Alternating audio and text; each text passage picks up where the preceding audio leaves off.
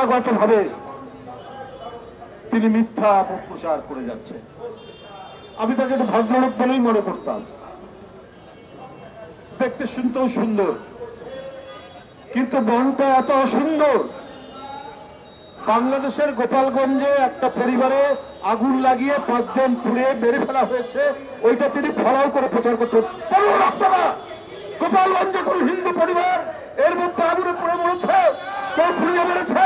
ভারত বড় সেকুলার দেশ, ভারত বড় ধর্মনিরপেক্ষ দেশ, আর তাদের মিডিয়া আজকে খেয়ে না খেয়ে বাংলাদেশের বিরুদ্ধে অপপ্রচার করছে।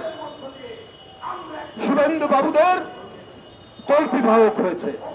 ওখানে যারা সত্যিকারের প্রগতিশীল অসাম্প্রদায়িক, তারা এই সমস্ত মিডিয়াকে বলে কি জানো, গদি মিডিয়া। মানে যারা গদিতে আছে সেই গদির তল্পিবাহক মিডিয়া। এক একটা বয়ান, একটা ন্যারেটিভ তৈরি করছেন বাংলাদেশের বিরুদ্ধে।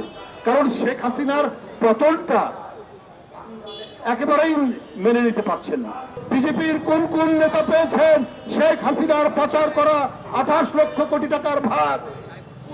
এটাও কিন্তু বাংলাদেশের মানুষ জেনে গেছে এবং আনুষ্ঠানিকভাবে হয়তো একদিন সেটা বলে দেবে।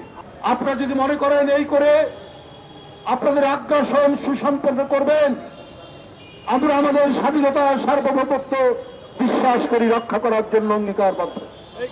আমরা প্রত্যেকটা দেশের স্বাধীনতায় মর্যাদা দেই। ভারত সহ যত ক্ষুদ্র রাষ্ট্র বড় রাষ্ট্র আছে প্রত্যেকেরই স্বাধীনতা সার্বভৌমত্বে আমরা মর্যাদা দেই। কিন্তু ভারতের শাসক গোষ্ঠী যদি মনে করে যে না, আমি সম্প্রসারণ চালিয়ে আমরা বাংলাদেশ, নেপাল, ভুটান এবং অন্যান্য আশেপাশের দেশ আমরা কবজা করে নেব,